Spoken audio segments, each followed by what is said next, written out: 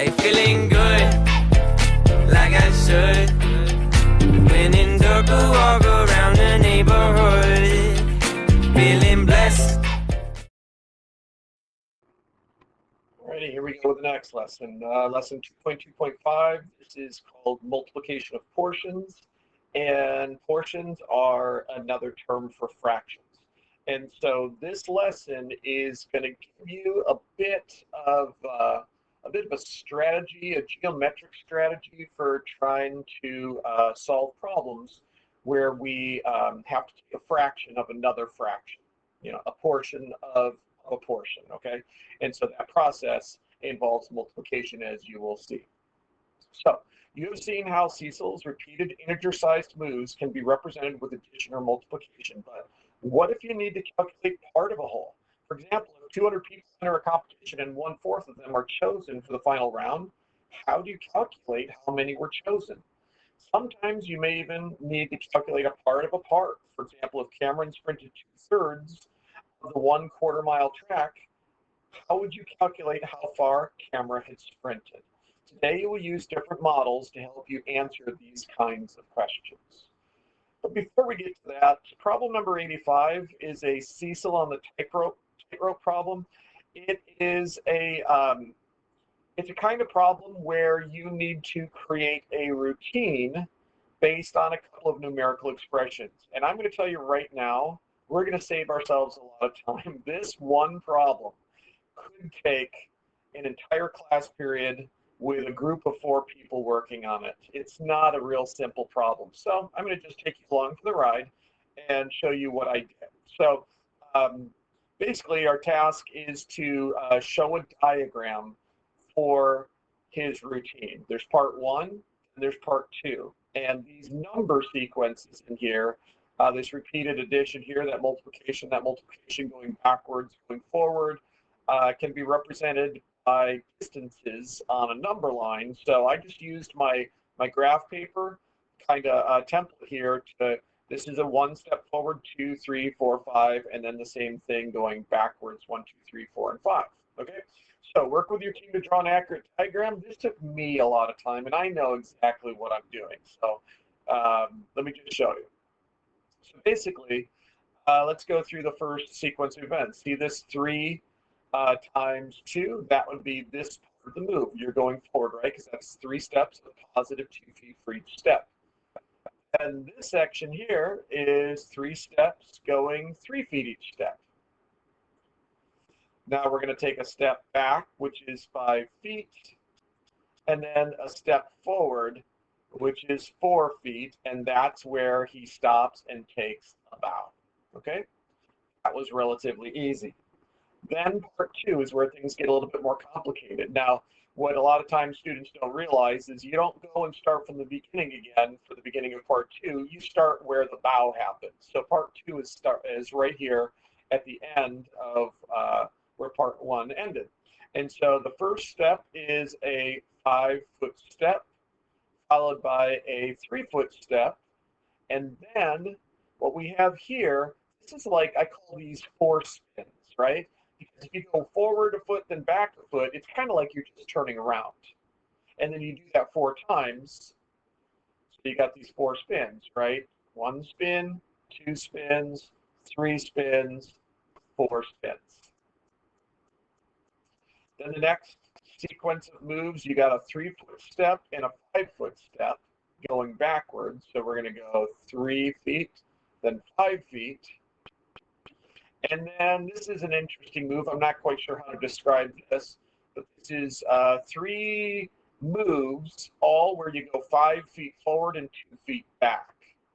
So let's do 3 of those moves where we go 5 feet forward, 2 feet back, 5 feet forward, 2 feet back, 5 feet forward, 2 feet back, and then we close with a 1-foot step and the entire routine. And that, my friends, is the entire diagram of Cecil's 2-part routine. Now, there are some questions related to this that we could answer, but I'm going to skip right over those because it has really nothing to do with what today's lesson is all about. So There is an activity that I like to do with students at the end of the chapter that involves Cecil on the tightrope routine. And so, you can always come back and we can review this video and this particular problem, this diagram, as we get to that stage. Okay, so moving on to today's lesson. Garden Road Middle School is planning a field trip for students to attend a conference about careers in mathematics. Half the students signed up to go, but only 3/4 of those students actually followed through with their permission slips. So what we basically have is 3/4 of half of the students are going to be able to go on this field trip. So what fraction of the total student body of the total school gets to go on the field trip? That's essentially what this question is asking.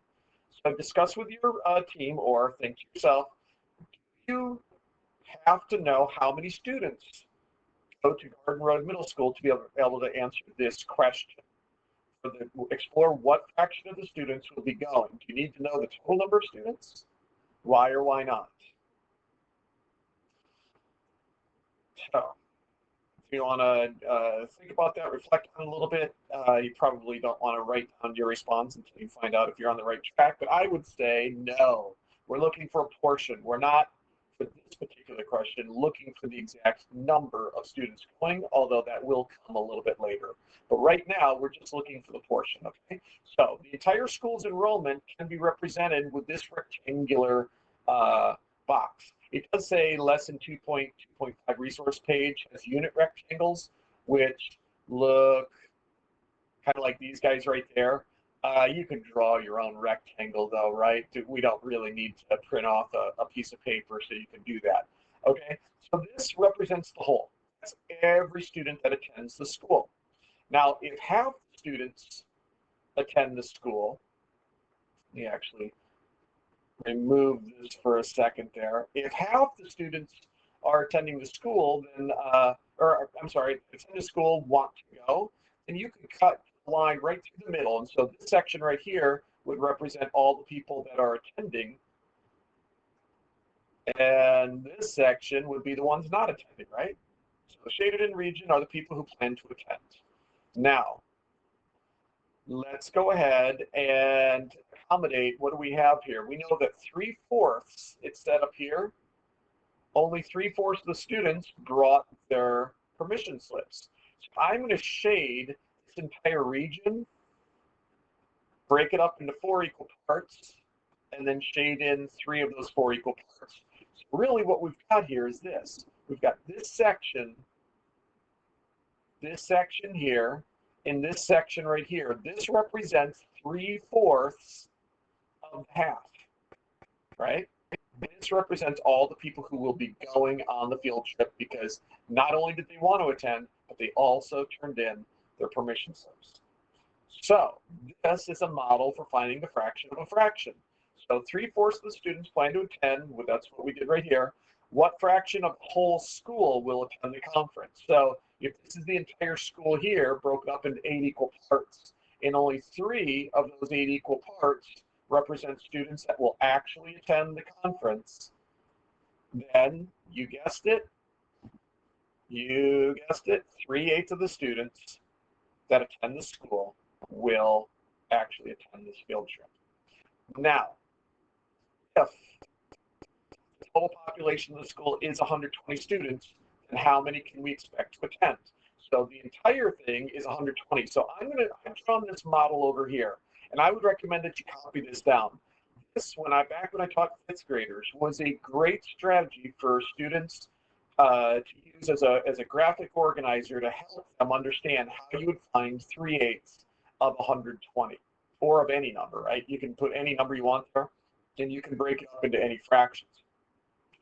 But the key to this is knowing how to find 1/8. Let me change color here. To figure out 1/8 of 120. Okay, this is terrible. Why are you doing this? Come on, 120. And so we've learned that when you take 1 1/8 of a number, it's actually that number divided by 8, right? And so we take 120 and we divide it by 8.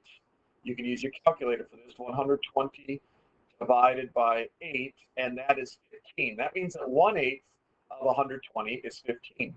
So I broke this model, this rectangular model, into 8 equal parts, each one of them representing 1/8. And since 1/8 is 15, then we can figure out what 1/8 is: 2/8, 3/8, 4/8, 5/8, 6/8, 7/8, or 8/8, simply by adding in all of these 15s, the appropriate number. So in our case, we're trying to find out what is 3/8 of 120. So 3/8 would be 3 of these. There's 1, there's 2, there's 3. Maybe I'll go ahead and change this to 3/8 of 120 is going to be 45. So that means that 45 students will be attending this field trip. Okay, so using these rectangular boxes to help us solve multiplication problems that involve fractions is a great, useful tool, and it helps you visualize why the answer what it is. Okay, now here's an additional challenge kind of a question. How do you know that the total population can't be 125 or 250? And the answer to that is, remember our multiples? Neither 125 or 250 is a multiple of 8. So there's no way that we would be able to take like 1/8 of 125. It would have never worked out that way. So we needed to have the total number of students be a multiple of 8 in order for these fractions to apply to the situation. Okay. All right, so now let's try some other situations where we're taking a fraction of a fraction or a portion of a portion. Howie has 5/8 of a pizza left over from last night's dinner. He loves pizza and eats half of the remaining pizza the next day. So the essential information we're looking for is, and we need to find, is what is 1/2 of 5/8, right? That's really what this question is asking. And what you may have learned in 5th and 6th grade, hopefully, that when you're dealing with like fraction types of problems, the word of means to multiply. So what is 1/2 of 5/8? Well, let's look at a diagram and see if we can figure this out. Okay. So for the diagram, what we want to do is we want to start off by breaking this whole rectangle into 8 equal parts and shading in 5/8 of it. Then, just like we did with the students, where we found 3/4 of the 1/2, now we're going to take 1/2 of the 5/8. So this is what that would look like right here. We would break this into 8 equal parts and shade in 5/8. The blue section is the amount was left over from last night. And then he ate 1/2 of that. So how many pieces did he eat? 1, 2, or I'm sorry, how many eighths? Well, actually, it's not even eighths, is it? That's been broken up into 16ths. So this is 1, 2, 3, 4, 5. 16ths of the total pizza has been eaten, right? The total pizza was one total pizza. If you broke it up into 16 slices, 5/8 would be 10 slices, right? And then half of that 10 slices would be 5 slices. That would be like 5/16ths of the total pizza.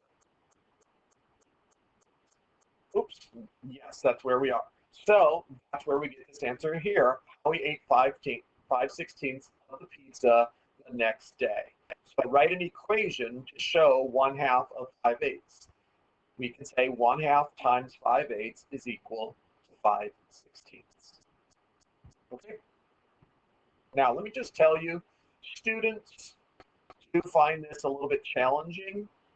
There is a shortcut how we multiply fractions together, but I can't stress enough how valid and important it is for students to have a visual imagery of how math works. The geometric representations can be very helpful when you ultimately need to memorize a process. Okay, so we're going to do another problem, number 88.